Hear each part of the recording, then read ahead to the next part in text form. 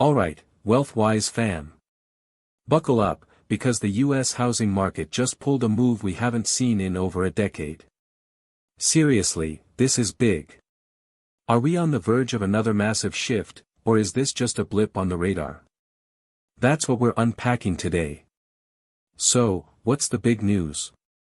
For the first time since way back when, home sellers are actually starting to outnumber home buyers. Yeah, you heard that right. That sound you hear? It's the sweet, sweet symphony of price cuts. Finally. Great news if you're a buyer who's been sidelined, maybe not so thrilling if you were planning to sell your castle for a king's ransom. But hold on, don't cash out your stocks to buy that dream house just yet, or panic list your property. There's a massive wild card on the table that could flip this whole thing on its head again. Any guesses? We're talking about potentially lower mortgage rates. The Federal Reserve, aka the Fed, is now seriously, and I mean seriously, considering dropping interest rates. Why? To give the economy a little espresso shot and, you guessed it, to juice up the housing market. Things are changing at lightning speed, folks. So, in this video, we're going to break down exactly what's happening in the housing market, why it's happening, and what it could mean for your wallet. Because to understand where we're going, we absolutely have to understand where we've been. It's like trying to navigate a maze blindfolded otherwise. Let's rewind. Picture this, it's 2020. The pandemic hits. Suddenly, nobody wants to leave their house, let alone buy a new one. If you were brave enough to buy the median-priced house in America back then, you were in a buyer's paradise. You had leverage. That median house? Around $387,000, according to the Case-Shiller Index, which, by the way, is a super reliable source we use for these numbers, as there are tons of different indexes out there. And mortgage rates? A dreamy 3.4% on average. Put 20% down, and your monthly payment was roughly $1,373.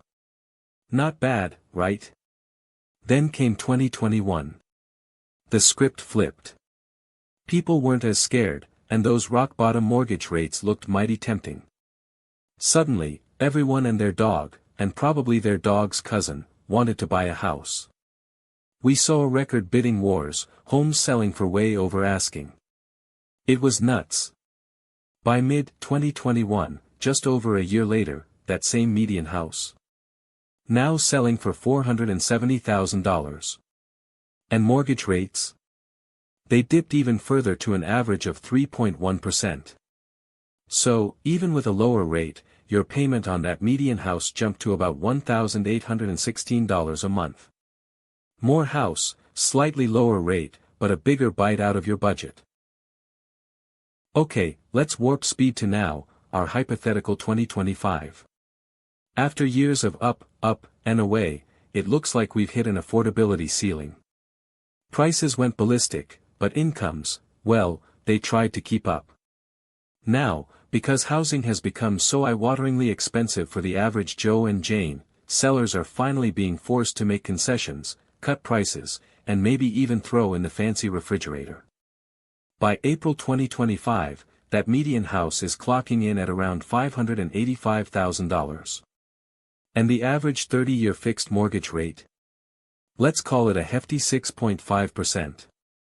So now, for the same type of median house, putting 20% down, your monthly mortgage payment skyrockets to roughly $2,950.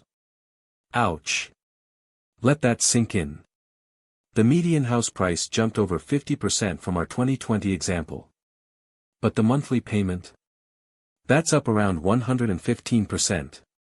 Why the huge difference? Because you're borrowing more money and paying a much higher interest rate on it. It's a double whammy. And here's the kicker, between 2020 and 2025, median incomes in America. They grew by about 20%. So, housing costs have absolutely sprinted past wage growth. This, my friends, is why the market is screaming, too expensive, and why we're seeing sellers starting to sweat a bit. So, the housing market's trajectory is now pointing downwards, more seller concessions, more price cuts, more sellers than buyers. Sellers are competing with each other instead of buyers duking it out in bidding wars. It's basic economics: when demand, buyers, outstrip supply, sellers, prices go up. That was 2020 to 2024. When supply, sellers, outstrips demand, buyers, prices go down. That's what we're starting to see in 2025. But here's a crucial thing to remember: housing prices tend to fall much, much slower than they rise. Think about it. If you're selling your $400,000 house and someone offers you $480,000, you're shouting, "Sold," before they finish their sentence. But if someone offers you $320,000 for that same house you believe is worth $400,000, you're gonna hesitate. You'll say, "Let me wait, maybe I'll drop it by $5,000 first." Sellers are emotionally attached and financially invested. They don't slash prices eagerly. It's a slow bleed, not a sudden crash, usually. Now, back to that wild card, mortgage rates. The Federal Reserve doesn't directly set your mortgage rate, but they control the federal funds rate, which heavily influences what banks charge you. For a while, the Fed was all about hiking rates to fight inflation. They were like, "Inflation is the boogeyman, we gotta stop it." But recently, the tune has started to change. There's chatter, serious chatter, that the Fed might be open to cutting rates. Why? Well, there are whispers about slowing economic growth, concerns about global stability, and yes, sometimes political winds can play a part, though the Fed always maintains its independence. Regardless of the exact reason, if the Fed signals rate cuts, mortgage rates are likely to follow suit. And this isn't just a US story. What the Fed does sends ripples across the globe. Lower US interest rates can affect currency values, international investment flows, and even how other central banks manage their own economies. If the US economy, the world's largest, starts to cool and the Fed acts, it signals a potential shift in the global economic climate. It might mean a global slowdown is more widespread than we thought, or it could make US assets more or less attractive depending on what other countries are doing. It's all interconnected. Okay, let's play this out. What if mortgage rates actually drop to, say, 5%? That could absolutely reignite demand. Suddenly, those monthly payments look a bit more manageable. More buyers jump back in. But how we get to those lower rates matters immensely. There are two main paths. Path number one, the ouch, that hurts path, recession. If the economy takes a nosedive and we enter a recession, the Fed will almost certainly cut rates to stimulate spending. Think back to 2020 and the pandemic. Lower rates, yes, but also job losses and economic uncertainty. Not ideal. Path number two, the soft landing path, inflation tamed. This is the dream scenario. Inflation cools down, the economy stabilizes, and the Fed feels confident enough to gently lower rates without a major economic crisis. This would be a much healthier reason for lower mortgage rates. Which one will it be? Honestly, your guess is as good as mine right now. The crystal ball is a bit murky. But these are the dynamics you need to be watching. So, what does all this mean for you, whether you're looking to buy, sell, or just stay informed? Here's the wealth-wise take. 1. Buy what you can truly afford. I sound like a broken record, but this is timeless advice. Don't stretch yourself thin trying to time the market. Your home should be a place of security, not a source of constant financial stress. Calculate a payment you're comfortable with, factoring in all costs, taxes, insurance, maintenance, and stick to it. 2. Your primary home, lifestyle first, investment second. This might be controversial for some, but I believe the house you live in is primarily a lifestyle choice and a utility. Yes, it can be a great long-term asset and build equity. But don't bank your entire financial future on its appreciation, especially in a volatile market. It's a roof over your head, a place for your family. If it gains value, fantastic. That's a bonus. 3. Focus on building true wealth elsewhere. Don't let your primary residence be your only major investment. Diversify.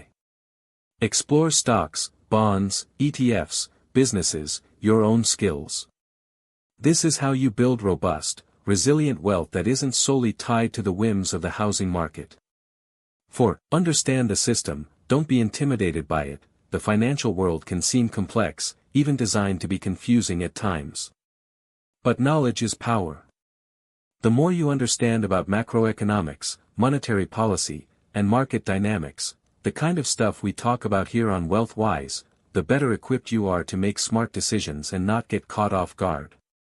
It's not about being a conspiracy theorist about the system, it's about being an educated participant. So, the housing market is in a fascinating, somewhat precarious spot. Sellers have lost some power, buyers are gaining a bit, and the Fed is holding a potential game changer with interest rates. It's a dynamic situation, and staying informed is your best defense and your greatest offense. What are your thoughts? Are you seeing price cuts in your area? Are you holding off on buying, or jumping in? Let me know in the comments below, I read them all. If you found this breakdown helpful and want to keep making sense of these crazy financial times, do me a solid, hit that like button, and definitely subscribe to WealthWise for more deep dives into your money, your investments, and the global economy. We're here to help you navigate it all and build a wealthier future. Thanks for watching, WealthWise fam. Stay savvy, stay informed, and I'll see you in the next video.